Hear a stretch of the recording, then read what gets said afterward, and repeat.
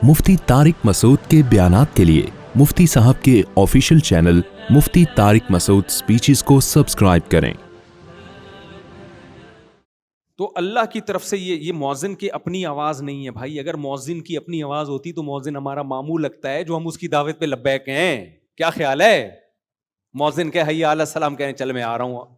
ہمارا ابا کہے گا نہیں میں نے بلایا تھا اس دن آیا نہیں تھا تو. اور مؤذن سے تیرے بڑے تعلقات ہیں, ایک دفعہ حی علی الصلاۃ بول دیا اٹھ کے جا رہا ہے.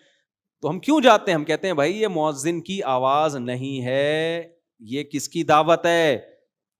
یہ اللہ کی دعوت ہے. حی علی الصلاۃ, آؤ کس کی طرف؟ نماز کی طرف. حی علی الفلاح, پھر اللہ کہتا ہے آؤ کامیابی کی طرف. دو چیزیں روکتی ہیں. ایک, آپ اس دعوت کو ویلیو نہیں دے رہے. جیسے کوئی چپڑاسی بلا رہا ہو اور ایس ایچ او بلا رہا ہو اور آپ ویلیو نہ دے رہے ہو ایس ایچ او کو, تو اگلا کیا کہے گا؟ ابے یہ تھانے دار ہے تجھے بلا رہا ہے, تو چپڑاسی کی دعوت پہ لبیک کہہ رہا ہے. جیسے قرآن نے کہا نا اللہ اکبر, یہ دنیا سب اللہ کے مقابلے میں کیا ہے؟ چھوٹی ہے. اللہ سب سے بڑا ہے, تو بڑا ہے اس کی دعوت پہ جا. دوسری چیز جو انسان کو روکتی ہے اس دعوت سے وہ لالچ.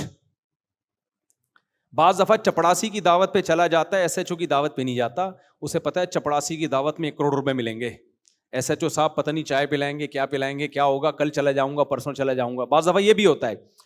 تو نماز میں بھی جب اللہ اذان میں ہمیں بلاتے ہیں نا حی علی الصلاۃ, آؤ نماز کی طرف, تو ہمیں اللہ اکبر سے یہ تو پتہ چل گیا کہ اللہ سب سے بڑا ہے بھائی. اب دکان چھوٹی, باقی تمام چیزیں چھوٹی, سب سے بڑا کون؟ اللہ. لیکن شیطان کہہ سکتا ہے بھائی اللہ بڑا تو ہے لیکن ملے گا کیا وہاں جا کے؟ دکان پہ بیٹھا رہے گا, بے شک چھوٹی ہے, کسٹمر بھی تو ہے نا, پیسہ بھی تو ہے, کوئی بات نہیں, چھوٹے کی دعوت پہ لبیک کہہ لو, پیسہ مل رہا ہے.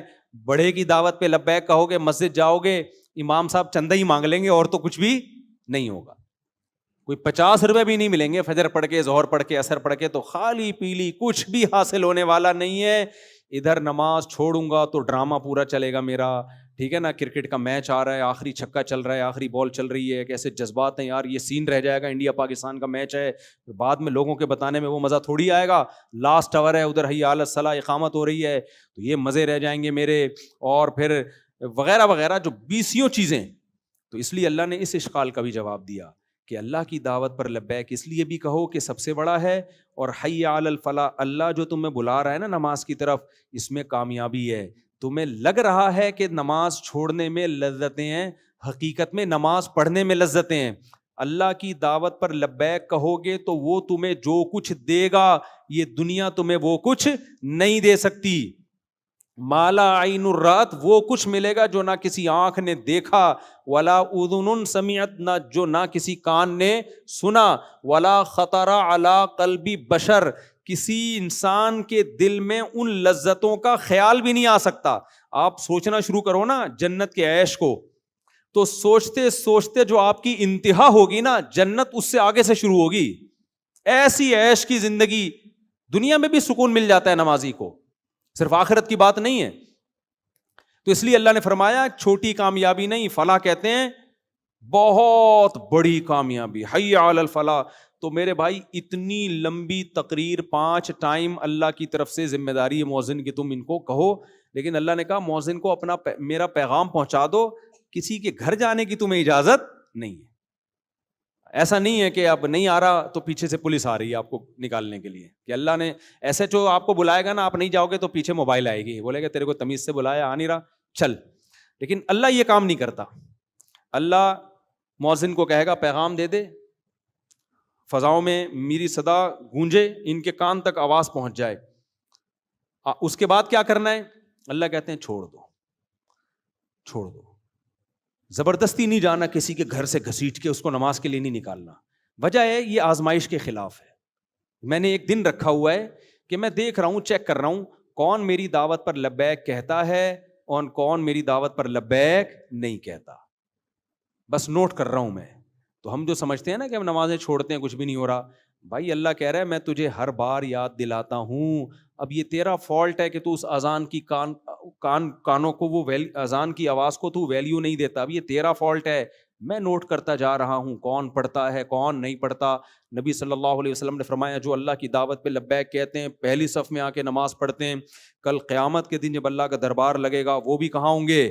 وہ پہلی صف میں ہوں گے, ان کو وہاں بھی پروٹوکول ملے گا, اور جو آخری صف میں ہوں گے وہ وہاں بھی کہاں ہوں گے, وہ چپلوں میں بیٹھے ہوئے ہوں گے, اور جو آتے ہی نہیں ہوں گے وہ دربار میں بیٹھنے کی ان کو اجازت ہی نہیں ہوگی. سورہ معارج میں اللہ نے کیا فرمایا, سورہ قلم میں فرمایا کہ یوم یکشف عن ساق ویدعون الی السجود, قیامت کے دن اللہ اپنی تجلی کو ظاہر کریں گے, تو لوگ جب اللہ کو کی زیارت کریں گے نا تو اہل ایمان سجدے میں گر جائیں گے. اس سجدے میں ان کو اتنی لذت ہوگی, اس سے پہلے کبھی کسی چیز میں ان کو ایسی لذت محسوس نہیں ہوگی, اتنی لذت ہوگی اللہ کے کو جب زیارت ہوگی نا تو سجدے میں. تو اللہ نے فرمایا کچھ لوگ ایسے ہوں گے جن کی کمر تختے کی کر دی جائے گی, اس وقت وہ سجدہ کرنا بھی چاہیں گے, ان سے سجدہ نہیں ہوگا.